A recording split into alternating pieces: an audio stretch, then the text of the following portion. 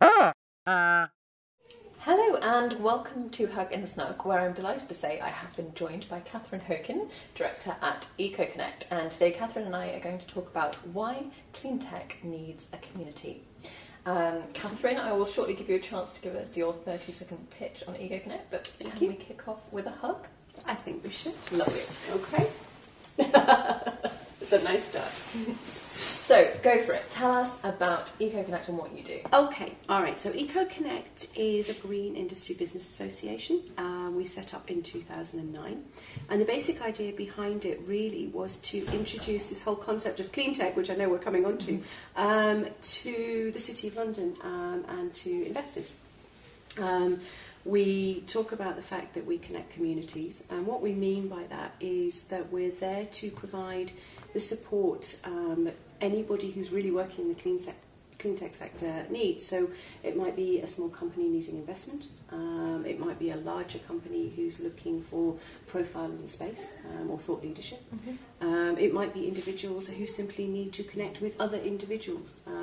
So that's why we call ourselves a community of communities. And we provide support with investment, with innovation support, particularly for early stage companies, and expert forums where we bring together thought leaders who can divest their great sort of knowledge of the sector to anybody who wants to listen. Lovely. Okay, so I think you mentioned you started in 2009. Yeah.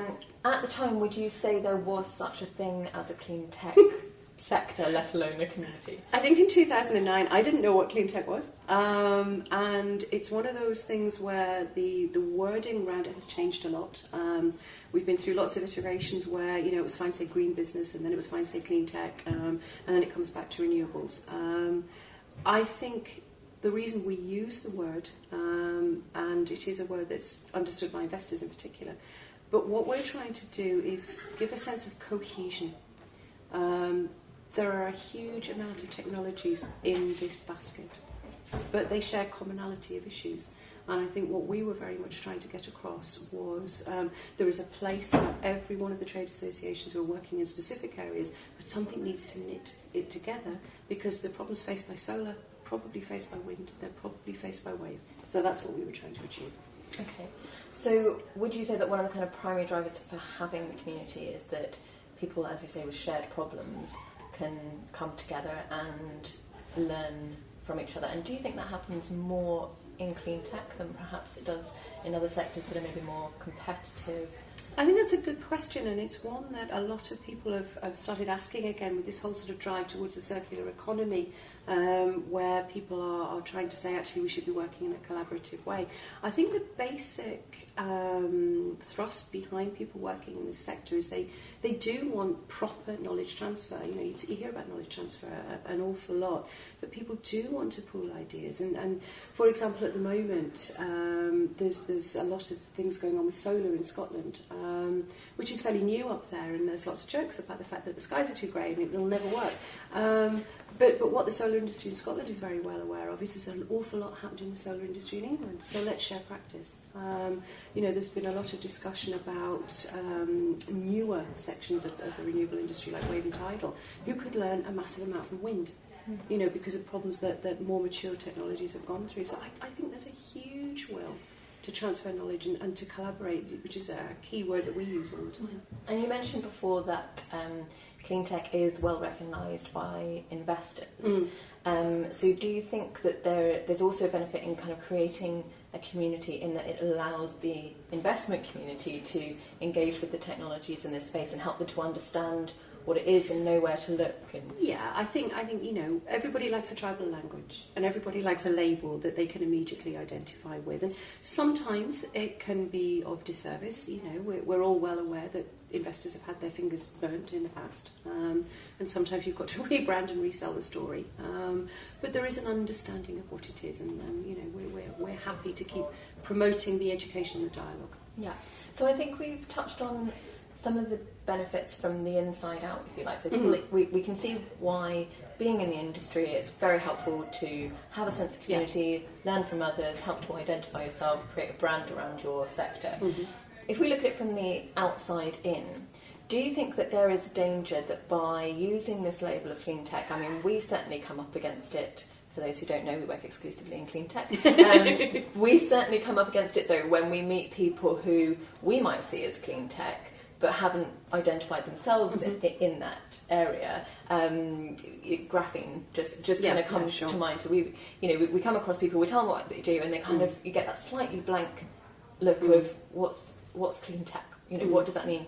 Do you think that there could be a limiting factor to identifying a sector, that it almost becomes something that just talks to itself and doesn't engage with other areas? I think it's a danger. I think it's like a lot of things, that you have to use the right language for the right audience. And I think one of the problems that the sector has is that that the story is not well translated into businesses who don't think they have a stake in it. The sectors like the supermarkets, for example, are starting to do a huge amount with wastewater, with energy efficiency. But if you talk to them about clean tech, they look at you quite blankly. Consumers a lot of them are very actively involved in clean tech. They might have solar panels or something like that, but again, they look at you very blankly. So I think it's the right word for the right audience, and all of us who work in the sector have to be flexible enough to know what the language is. So it could be a limiting factor, but we're all out here as ambassadors. We're all out here to educate. So we just need to learn the language. And what about topical point here? What about government? How helpful do you think it is? I mean, dangerous territory here at the moment, but how helpful? What's a question to be asked in an election coming? For how well do you think government is understanding the idea of the clean tech sector? Do you think that's helpful for government? In an ideal world, it would be wonderful, wouldn't it, if clean tech was removed from politics? I know. I live in hope. It's a difficult question to answer, in particular, as you said, in the climate. There is a huge amount of policy uncertainty, and I think there is a danger that certain elements of government simply do not feel that they want to engage with the whole clean tech debate. They want simple answers to complicated questions. And whatever it is that they run towards with enthusiasm becomes the thing that they think is going to be the silver bullet, and it doesn't exist. So you'll have one sector running to nuclear, you'll have one sector running to fracking. It's like watching small boys in a field chasing a football, and they know where they're going, but they've no idea what they're supposed to do on the road. Policy uncertainty needs to get sorted. Yeah. I think you mentioned a really interesting point there, that complexity is just an inherent part of clean tech, and I think we have to embrace that. And perhaps that's one of the reasons we do need a community, for people who understand that complexity. I think not being frightened of the complexity is actually very, very important. And I know I sounded a little bit flippant about the policy thing, which I'm seriously not. But you can't expect one answer to the myriad of issues that are facing us with energy efficiency and storage and usage and demand and all these things. And I think it takes a little bit of confidence, perhaps, for people who work in government to say, it's complex, I'm going to learn about it, I'm going to ask questions, and I'm going to be flexible. So my final question, as a key voice in the clean tech community, what would your wish list be if we were to come back and have this conversation in 3 years' time? How would you like to see the clean tech community develop? I think it's interesting. We've been doing our expert debates for a number of years now. We often revisit similar topics, and two things come up constantly. One of them is procurement, and one of them is planning. And I think there is a role, and this is where we come back to government, and then I'll come on to my third point in a minute. There is a role for government to simplify life. There is a huge will in communities to change the way we live and to change the way we get our electricity and the way we use it, but planning regulations gets in the way and overcomplicates things for them.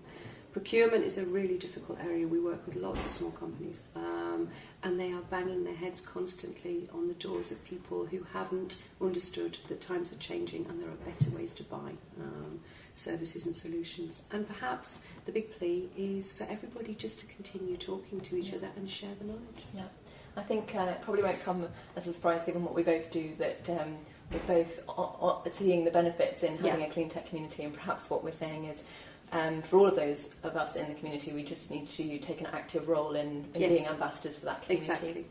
Okay, thanks very much, Pleasure. Catherine. Thank you. Thanks. Thank you.